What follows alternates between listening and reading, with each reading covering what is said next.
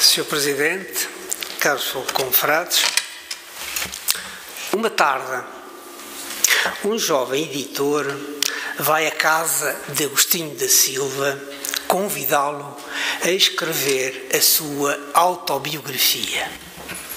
No jeito divertido e provocador que o caracterizava, Agostinho respondeu-lhe: aceito, sim, senhor.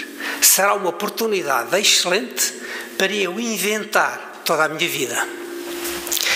Agostinho da Silva dizia-se natural de Barca d'Alva, embora tivesse nascido no Porto, e explicava.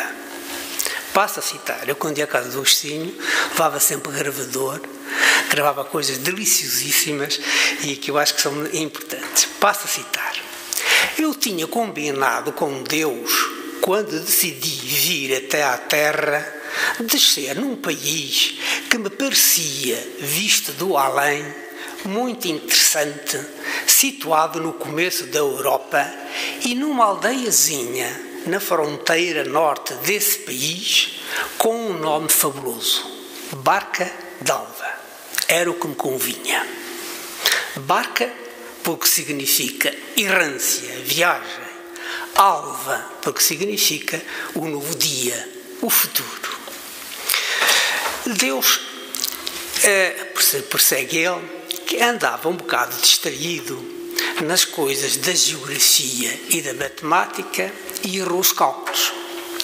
E eu surgi no Porto.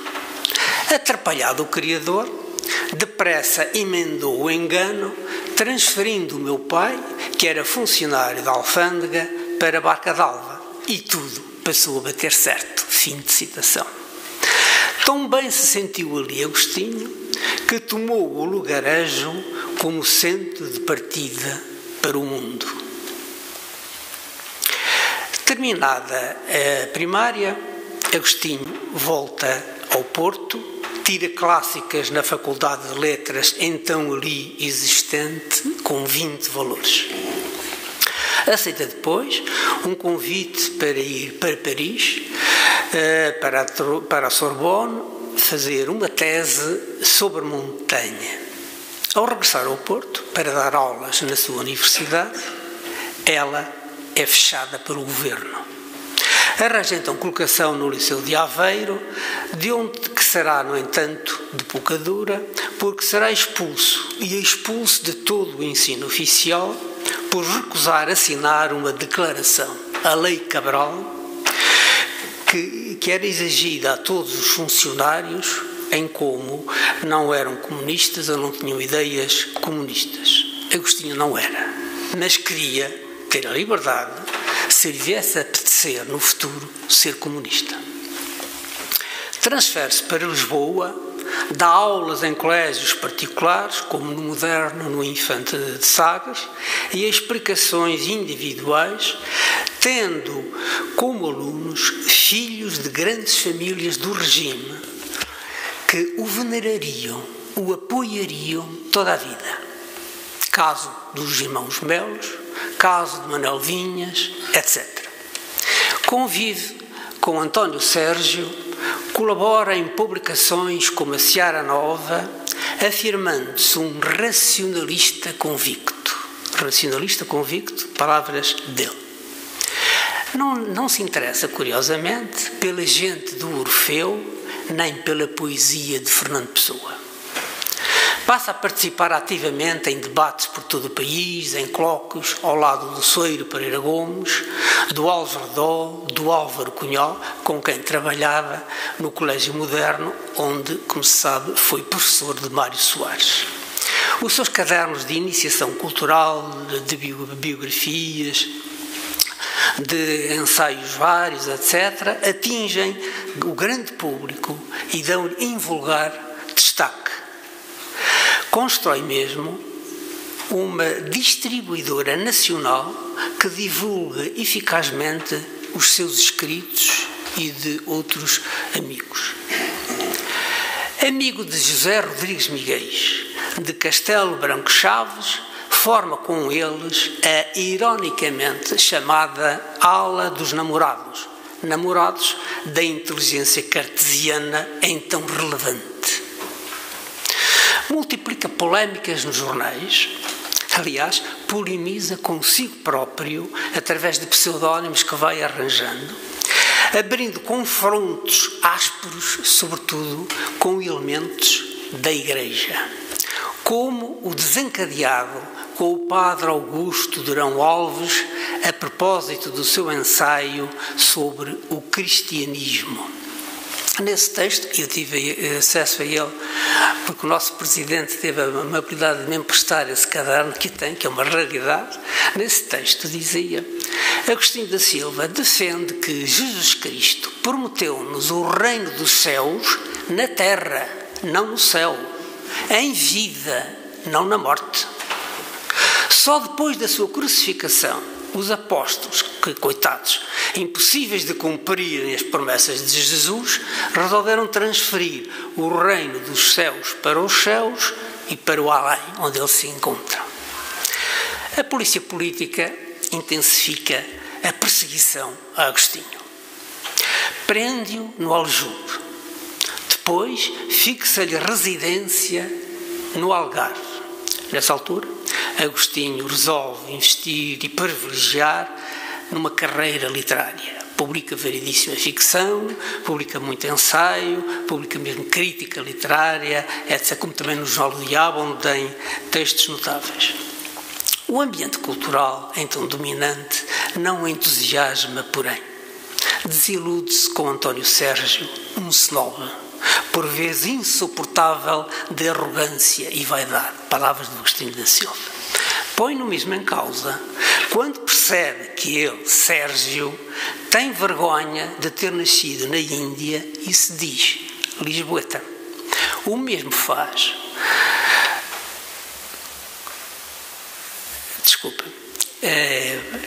aceitando com gosto uma bolsa de estudo do governo espanhol, muda-se para Madrid.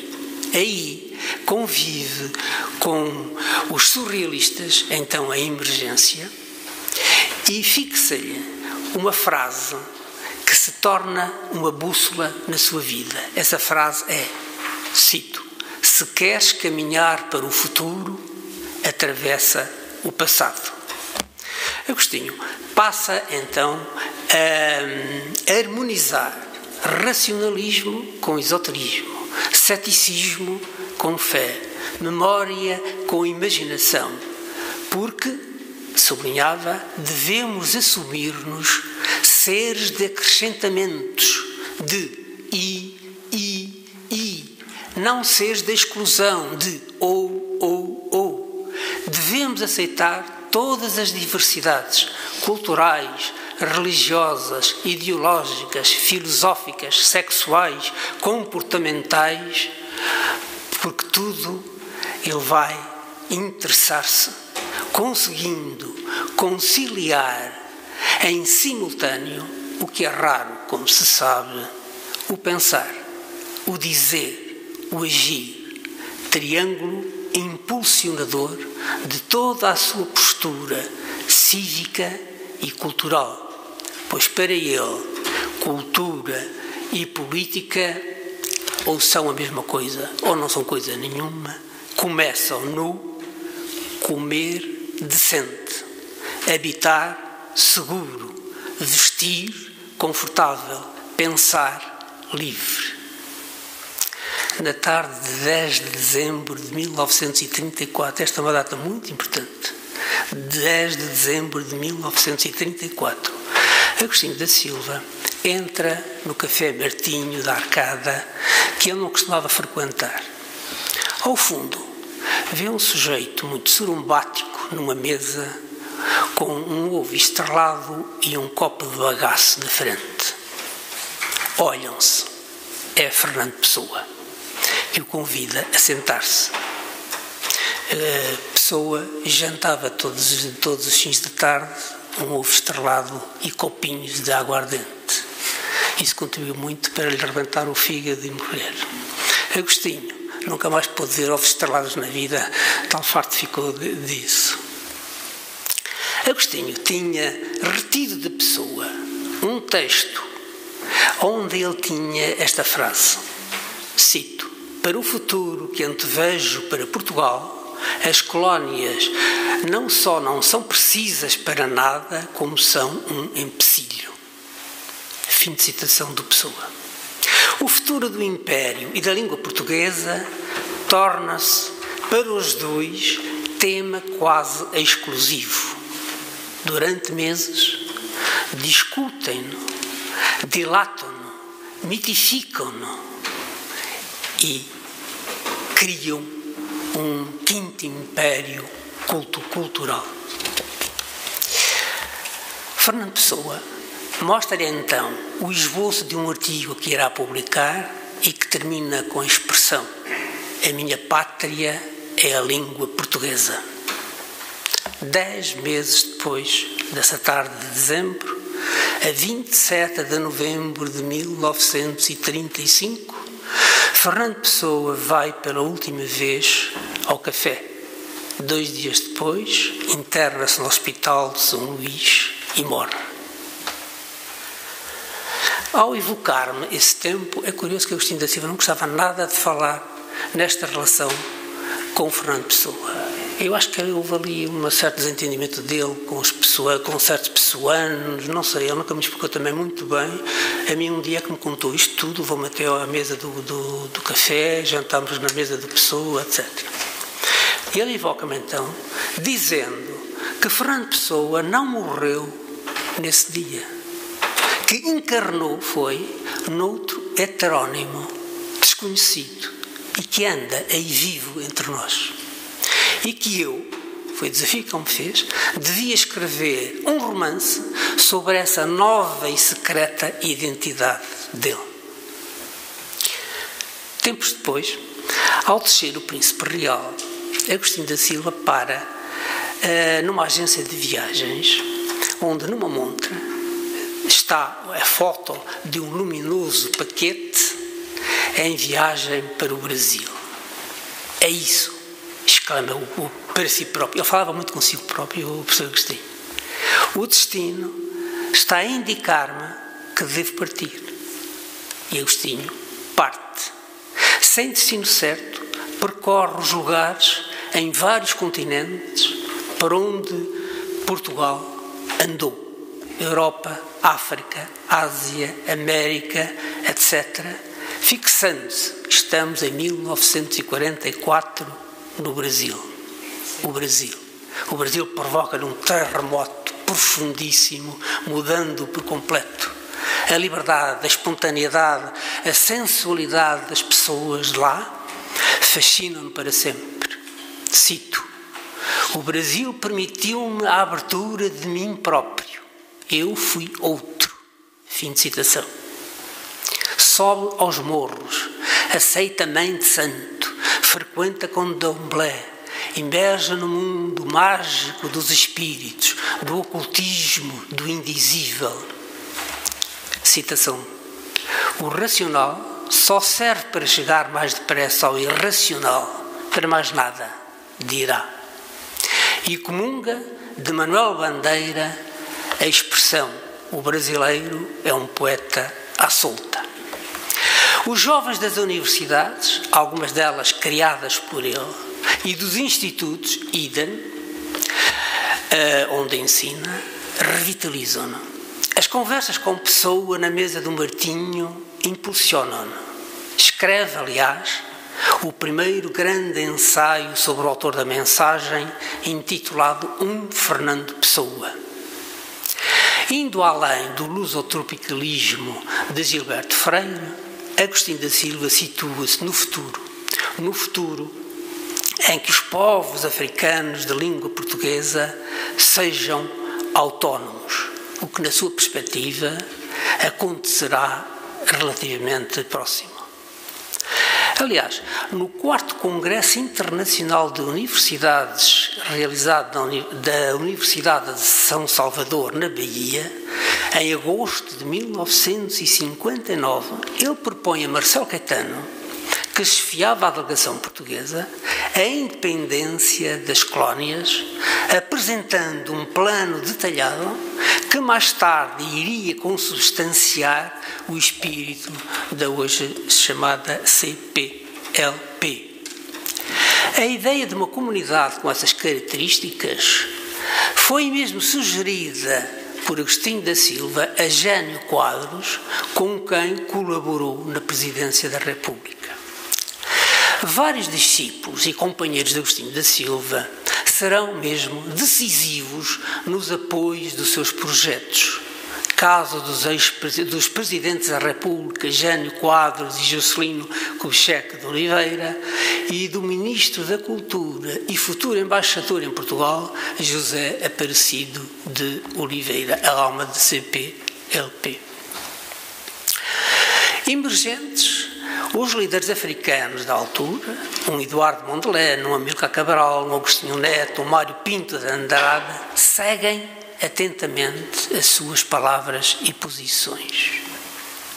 Curiosamente, o próprio regime português ouve-as. Adriano Moreira, que envia com frequência para o Brasil caixotes de bibliotecas inteiras, Franco Nogueira, Marcelo Caetano e o próprio Salazar manifestam curiosidade pelos seus pontos de vista. Franco Nogueira promove mesmo, a certa altura, a vinda clandestina a Lisboa de Agostinho da Silva. Na lista negra da PIDE, ele é preso ao chegar ao aeroporto. E Franco Nogueira tem de interromper um banquete na ajuda, nas necessidades, para ir discretamente à Portela, pedir à polícia que feche os olhos e o deixe entrar e dias depois sair. É uma situação muito engraçada, que aliás o professor Adriano Moreira conta isso com muita graça. O projeto da lusofonia de Agostinho era, porém, inaceitável, porque incompatível com a política portuguesa de então, dado assentar na independência total e leal dos territórios africanos. O modelo da sua CPLP, chamamos-lhe assim, nessa altura não tinha esse nome, não poderia conter, e ele sublinhava muitas vezes isso, subterfúgios neocolonialistas. Conhecedor que ele era do comportamento dos senhores do dinheiro, ávidos das riquezas naturais dos territórios em causa.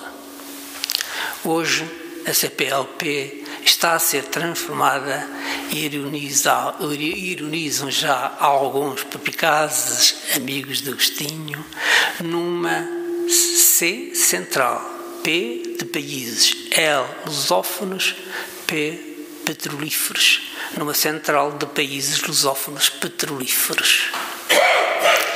A CPLP, por ele defendida, seria, e penso que isto era muito inovador na época,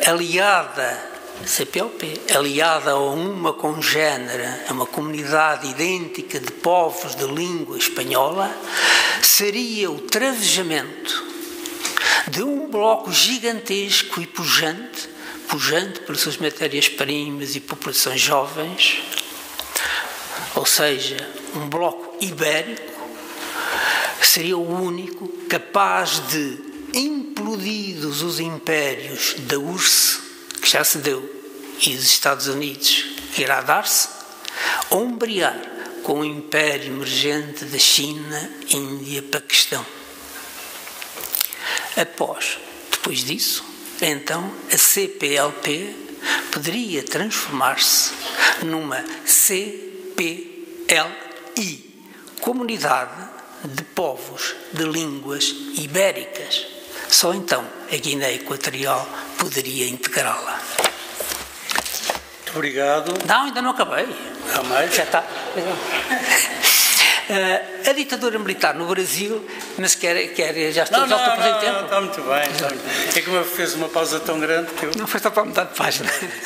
A ditadura militar do Brasil e a primavera marcelista em Portugal leva Agostinho da Silva a regressar em 1969, aceitando o convite de Marcelo Caetano para os exilados políticos voltarem à pátria. Cito: previ que do lado da Península Ibérica iriam passar-se coisas que seriam muito interessantes de ver de perto.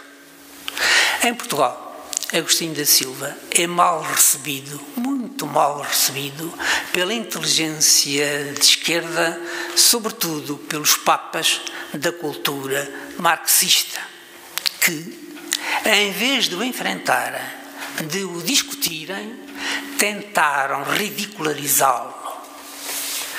Reação que, como se sabe, é muito típica entre nós. Vejam-se as infelizes conversas vadias que, perversamente, a RTP lhe armadilhou. Se eu tivesse tempo, eu contava-lhes isto, mas não tenho. Os jovens, no entanto, e os lúcidos fascinaram-se com ele, com a sua subversão, a sua utopia, o seu futurismo, transformando num fenómeno de surpreendente popularidade. É uma voz, profeta do terceiro milénio, o apelida António Quadros. É uma voz a defender, a anunciar um futuro de lazer, de dignidade, de afetuosidade, mas só depois de dobrada a tempestade, a terrível tempestade que a viragem para o século XXI irá desabar sobre nós, sobretudo sobre a Europa. Desemprego massivo, neo-esclavagismo, neo-feudalismo. Os senhores feudais atuais não são cavaleiros em cavalos, são senhores da banca, por exemplo. É esse sedentarismo das pessoas, nova inquisição sobre as roupagens da austeridade, como aqui há tempos invocou o Sr. General numa notável intervenção aqui feita. Agostinho avança então uma ideia, uma utopia para o futuro, e para ele as utopias não tinham grande valor, as utopias só o eram enquanto não se concretizavam. Para o futuro, ou seja, a sociedade quando o emprego se extinguir de vez. Os jovens desse futuro, ao acabarem os seus estudos, e todo o ensino do primário ao universitário será gratuito, passam a reformados. Isto é, passam a receber uma quantia do Estado para uma sobrevivência digna que lhes dê condições e disponibilidades para se entregarem, então sim, às tarefas da sua vocação, o que irá criar novas e formidáveis riquezas para essas comunidades. E levantou um problema que será talvez crucial neste século. Aspas. É preciso que o rendimento das pessoas não continue a provir dos seus empregos, porque os empregos estão a acabar e as pessoas têm de continuar a viver. É o grande desafio, dizia ele, e diziam outros aqui há tempos, até o próprio Edgar Morin tinha um texto abordando este aspecto, e tema que não vejo nenhum político, nenhum intelectual, ninguém sequer levantá-lo, este dos novos rendimentos que as pessoas devem ter. Agostinho sabia que cada vez menos o entendiam. Ele próprio dizia, com a graça do costume, eu não sou um ortodoxo nem um heterodoxo, sou um paradoxo. Retirou-se no começo da década de 90, entregando-se à escrita, à reflexão, à conversa com os amigos que de todo o mundo o visitavam no seu minúsculo terceiro andar de fronte do Tejo. E avisava, eu não digo o que digo por fé, mas por matemática. Ao ser levado para o hospital onde faleceria, fez há pouco 20 anos, Agostinho da Silva murmurava para si próprio na ambulância: tem calma, Jorge. Ele tratava-se por Jorge. Tem calma, Jorge. Se ficares lúcido umas 4 horas por dia, já será estupendo. Poderás continuar a escrever, a pensar. Fim de citação. Pensar era o seu maior prazer. Anos antes, tinha afirmado: penso a morte como um ponto de completo desaparecimento para o qual caminhamos com a ideia de que nesse desaparecimento a consciência continuará a existir. Muito obrigado, Sr. Presidente. Obrigado, caros confrades, por terem permitido esta evocação.